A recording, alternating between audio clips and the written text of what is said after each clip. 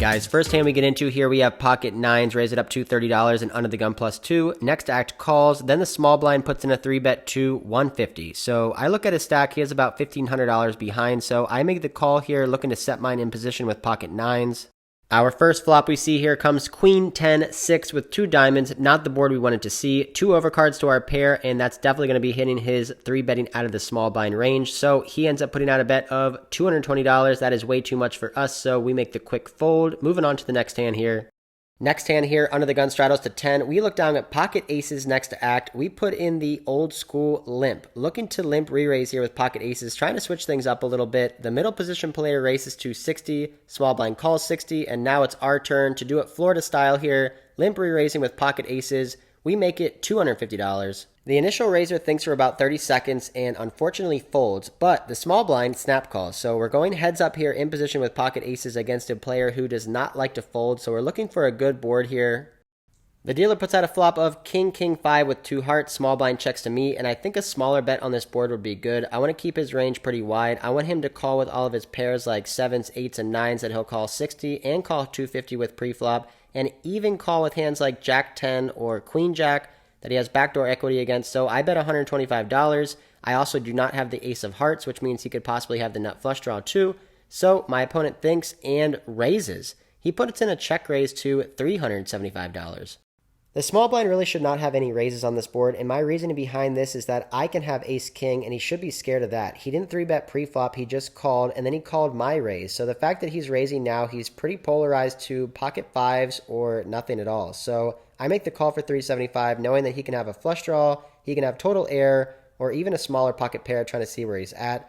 The turn, with about $1,300 in the middle, is the 10 of spades. Now my opponent checks to me. This is very close of either betting or checking. Ultimately, I decide to check. Put a little pot control here, going to the river, which is the 7 of spades. So total brick here unless he had pocket 7s. Now the small blind looks at me, looks down at his stack, and bets big. He puts out a bet of $640. We are immediately put in a tough spot here. First 30 seconds of our Texas trip. Now I have to start thinking, what can this guy have? He could possibly have a hand like king 9 or king jack suited that he flop trip kings, wanted to check raise. Then he got scared on the turn that I could have ace-king, so he put in the check. And given the fact that I checked back the turn, he now feels like his trip kings are good, so now he's betting for value.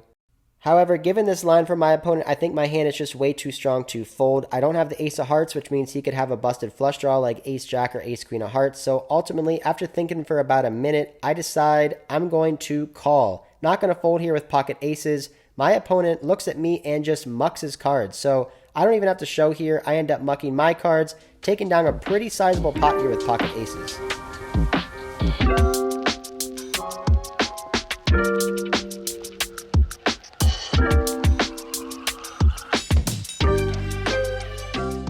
It's always nice to win a big pot here with pocket aces, so why don't we play them again on the button now. Middle position player raises it to $30. I 3-bet it up to $90, and he makes the call. This guy was playing pretty tight the whole time, so I think he mostly has suited broadways and pocket pairs. The flop comes 9-9-3 rainbow. He checks to me. I decide to put out a big bet here, trying to get called by all of his pocket 10s, jacks, and queens that he's never going to be folding. However, once he sees the bet, he shows me king jack of diamonds and folds. So we take down a small pot here, not getting our aces cracked again, which is always good news. We add on some money to match the stack. We're sitting deep now, over $4,000 in our stack, and multiple people have over $3,000 on the table. Let's get into some big pots here. All right, this next hand is pretty crazy. Under the gun straddles to 10. Everybody folds to me in the small blind. I have pocket 9s, raise it to 40. Only the under the gun player calls. He covers me with about $5,000 in his stack. The flop comes 8-9-9. We flop quads here, guys, running super good. I check to him, and he checks back. Going to the turn, which is the 6 of spades, bringing 3 spades on the board. I decide I'm going to bet now, trying to get value from all of his flush draws, straight draws, or maybe even a 6. I bet $35. Now the under the gun player thinks and calls. So things are looking good for us. Going to the river, which is another spade, the 5 of spades. So great card if he had the ace of spades or the king of spades. Now he makes a flush. However, the 7 of spades is a straight flush, and that beats quads, so I have to be a little worried about that. However, I'm not going to check. I bet $150. Under the gun player thinks, looks at me, and decides to call. He puts in $150, so we know we're going to be winning this pot. We show pocket 9s for quads, And to my surprise and everybody at the table, my opponent shows pocket eights. I was so suspicious. Wait. Can you put that back over? I was so suspicious, I lost the minimum. I was suspicious. I was like, man, What the hell is that? I said, this shit don't look like Hey, can I put you on the vlog? Yeah. Look at this guy. No way. I am in shock. This is some Mike Postle shit here. He literally called the turn and just called the river with a full house, being up against quads. Respect to this guy for losing the minimum when he was getting massively coolered. However, I should have won a way bigger pot, so I'm kind of tilted. Moving on to the next hand here. I have ace-king here in early position, make it 25. The cutoff, a very tight player, not playing many hands, 3-bets me to 80. I decide to call. I don't really want to be 4-betting against this guy. He's super tight. We're also very deep, about $2,000 deep. So going to the flop, which comes down 6, 7, 9. So we totally miss here. I check it over to the cutoff, who puts in a small bet. He bets $60, so it down bets pretty small here. So we did totally miss this board. However, I don't want to really give up against this sizing. $60 is pretty weak here. We could still possibly have the best hand with ace-king high. We could also bluff on later streets when the board gets scary for his range compared to my range. Or we could catch up and hit an ace or a king. So I call $60, going to the turn, which we do hit a pretty good card. It's an ace. So now we make top pair, top kicker. I make a pretty exploitative play here and decide to lead. I lead out now for $150. Basically putting my opponent on a hand like jacks, queens, or kings, and I think he's going to be checking back this turn ace 100% of the time, and I do not want to let that happen. I want to try to get value from those hands that he won't fold just yet, so I lead out $150. My opponent thinks for a while, for about 45 seconds, and he calls $150. So going here to the river, with almost $600 in the middle, the last card is an 8, so now brings a one-liner to a 10. So if he has pocket 10s, he's now beating us, and pocket 8s also made a set, but I don't think he'd be 3-betting that pre-flop. I want to bet small here for value, really trying to target his jacks, queens, or kings, which is most likely what he's going to have. He could possibly have a hand like ace-queen that he decided to 3-bet pre-flop, c-bet the flop, and now he's got top pair, and he's probably not going to fold. So I bet small here, 200 into about 600, trying to get a crying call here. If my opponent raises me, he'll always have me beat, and we can pretty comfortably fold. He thinks for over a minute and decides he doesn't believe me. He makes the call for 200. We show the ace-king for top pair, and we are good. So we are 4 for 4 here in Texas, winning some pretty big pots. We are up over $2,000 now. We have over $5,000 on the table, and 1 or 2 players actually cover us, which is just crazy. That's just another reason why I love poker here in Dallas, Texas. The deep stack, the action, can't get much better than that. The next hand we're going to play here, we're on the button with pocket aces again, raise it up to $20. Asian Mike Postle calls in the big blind, and we go heads up to the flop of King Jack for rainbow. These are some of the best boards to have pocket aces on. I don't think my opponent will ever have kings and jacks pre-flop because he would probably be 3-betting, so he can't really have any sets on this board. He can have a lot of kings and jacks, so we put in a bet of $35 when he checks to us. He looks back at his cards and decides $35 sounds good to him. He makes the call, so going to the turn.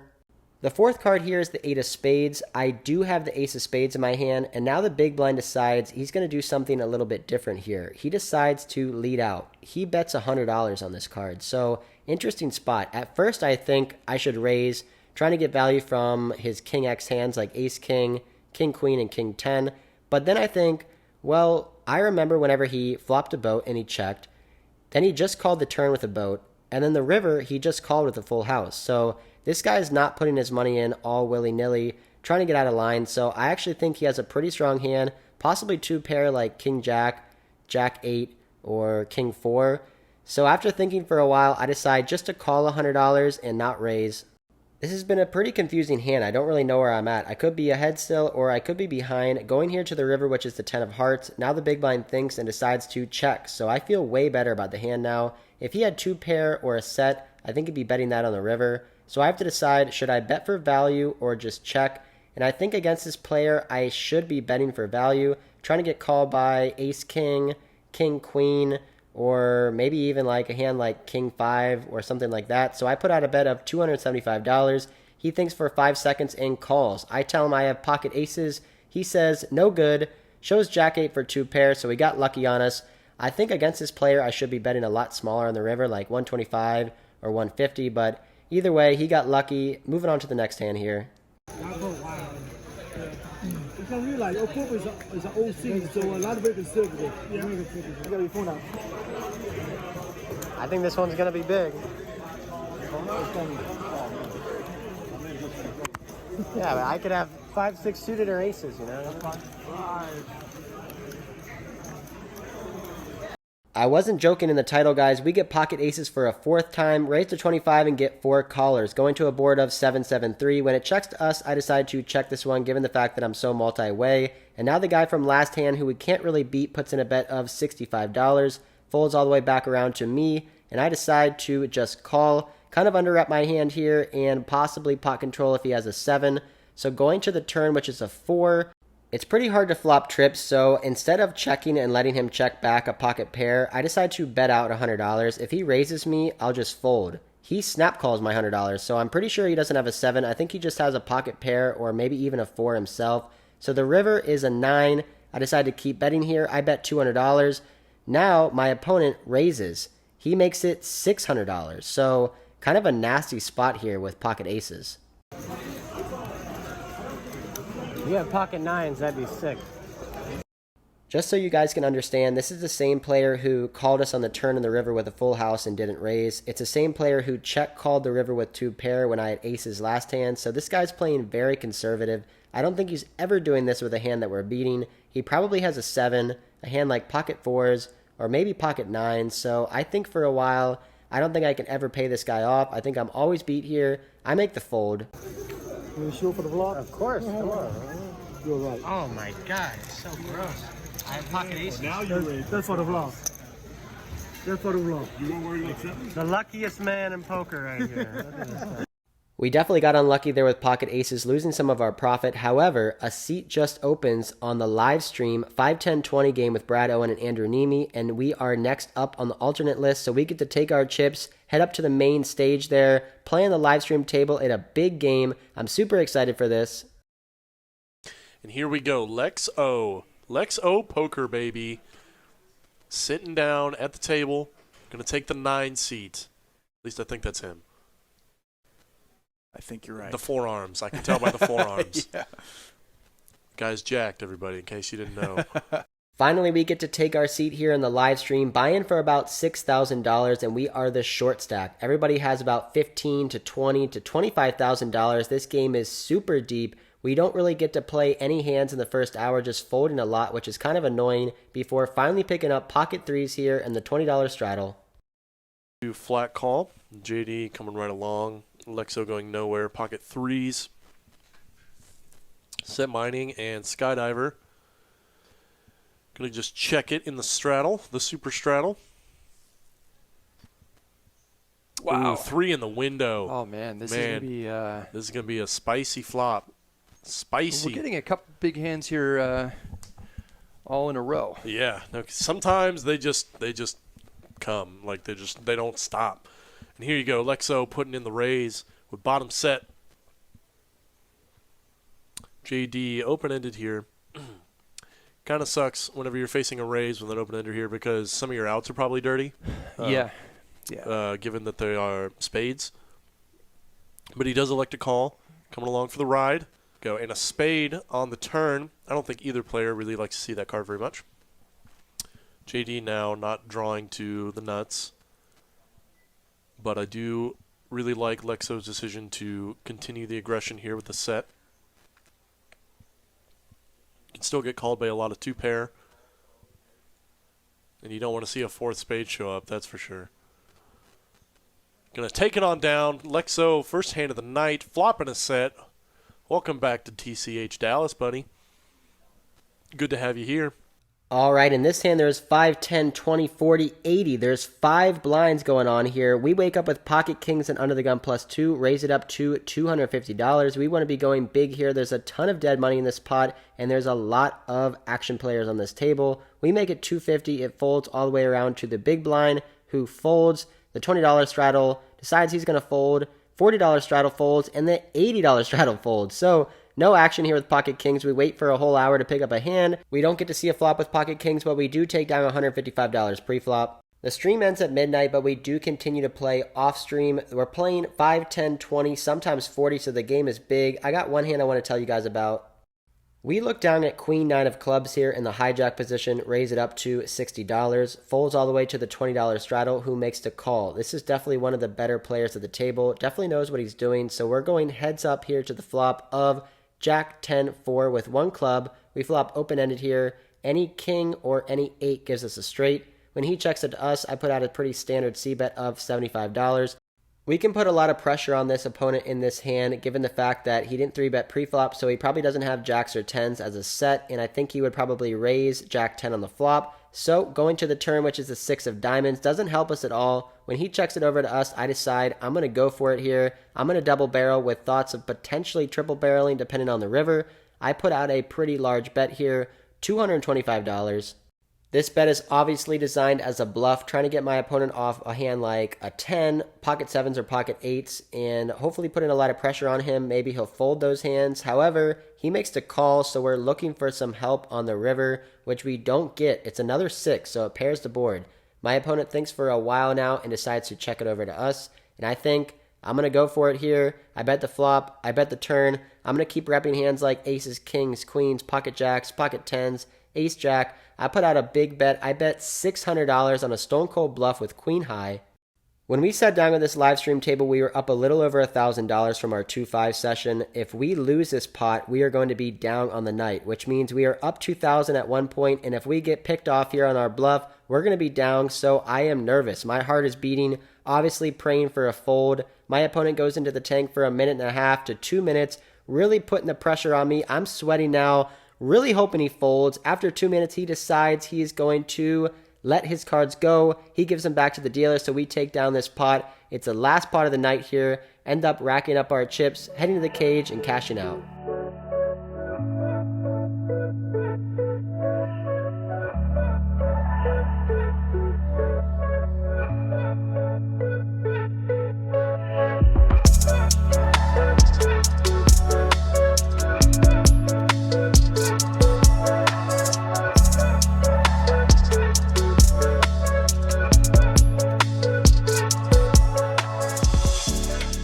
What is up, guys? Back at the hotel now. What a long ass day we had. Ended up being up this morning at 7 a.m. Now it's 3 a.m. So super long day, but it was a fun one. Ended up getting into a 2-5 game at Texas Card House. Had pocket aces 4 times. It's probably a record for the vlog.